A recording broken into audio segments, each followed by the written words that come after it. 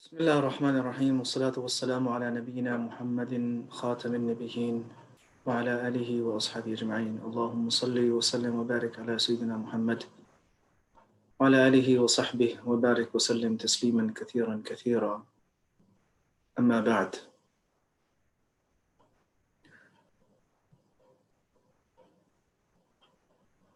In the first juz, Allah subhanahu wa ta'ala mentions an instruction that He gave to Sayyidina Ibrahim alayhi salatu wassalam. The instruction was short but extremely comprehensive. He said, Aslim, O Ibrahim, submit.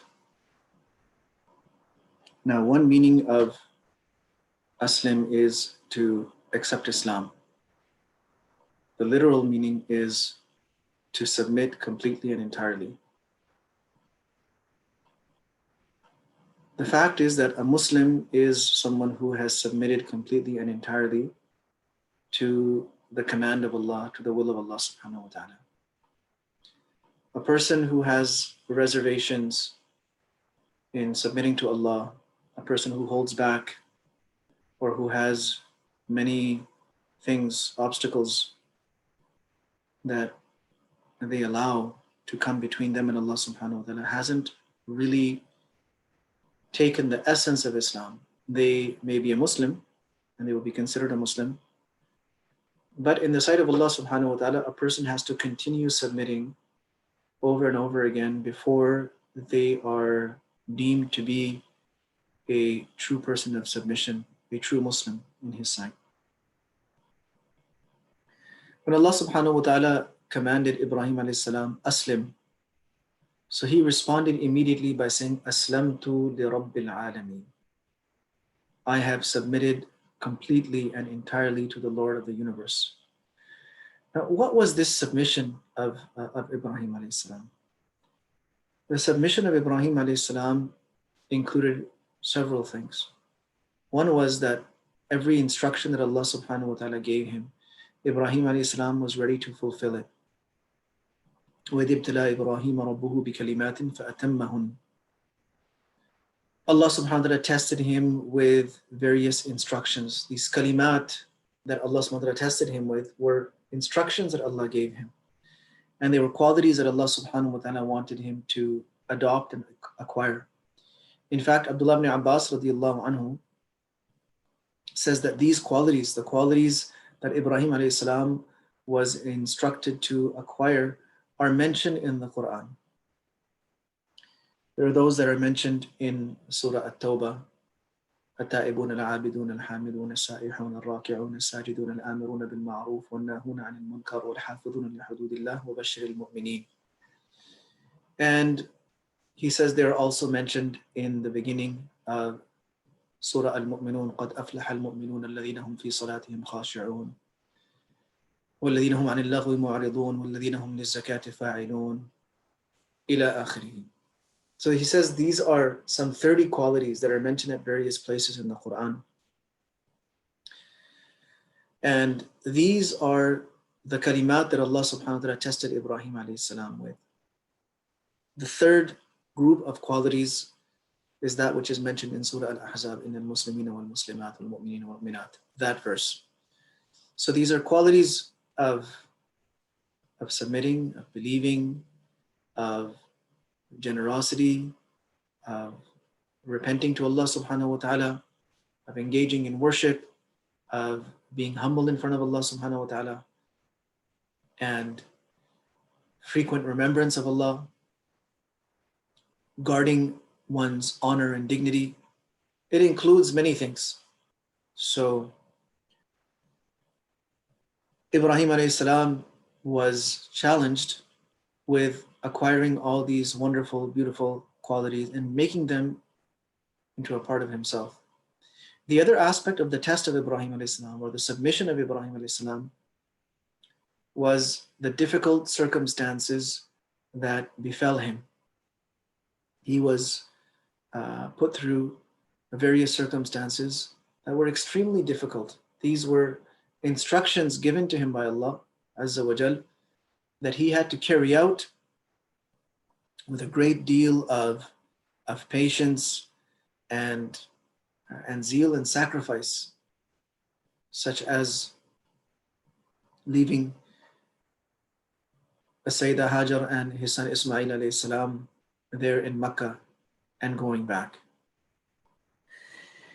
He used to come back and visit them once a year, but he was not permitted by Allah subhanahu wa ta'ala to get off his camel and actually sit down and stop. He could only come see them and he had to go right back. Similarly, a few years later, when Ismail alayhi salam started growing up a little bit, and that desire to see Ismail and to be with him and to see him grow in front of his eyes was stronger than ever, then Allah subhanahu wa ta'ala gave him the instruction to go and slaughter him. So these are all very difficult, stringent tests. Of course, Allah subhanahu wa ta'ala will not test us like that. But the idea is that a person's rank in the sight of Allah is developed and elevated based on what they do for the sake of Allah. This is not something that comes as simply as an entitlement. If there was anyone who was entitled of the highest rank, it was the Prophets ﷺ, but they also did not get it for free. In fact, they were tested more stringently than any other type of person. The hadith says very clearly, أَشَدُّ النَّاسِ بَلَاءً الْأَنْبِيَاء ثُمَّ الْأَمْثَلْ فَالْأَمْثَلْ. The harshest tests are for the Prophets ﷺ, then those that are closest to them, then those that are closest to those people. So if the Prophets ﷺ did not gain utmost nearness to Allah subhanahu wa ta'ala without having to struggle and strive and endure and go through so many difficulties, then what makes us think that we will be able to gain utmost nearness just by virtue of who we are and what we believe we are? Allah subhanahu wa ta'ala doesn't work with entitlements based on our own assumptions. Allah subhanahu wa ta'ala gives those who sacrifice. And after Ibraheem alayhi salam passed all those levels, فَأَتَمَّهُنَّ, he passed all of the tests. He acquired all of those qualities that Allah subhanahu wa ta'ala wanted him to acquire. Then Allah subhanahu wa ta'ala told him, إِنِّي جَاعِلُكَ لِلنَّاسِ إِمَامًا, I am now going to make you a model and an example for all of mankind. So he had to work before he could be deemed as an imam by Allah subhanahu wa ta'ala.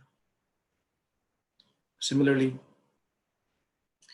before we become worthy in the sight of Allah of anything, and before Allah subhanahu wa ta'ala selects us to take the work of deen, we will have to prove ourselves to Allah Azza wa Jal by repeated submission. And the submission is not limited to circumstances of convenience. Rather, that submission will be tested in circumstances of extreme difficulty, of extreme inconvenience, of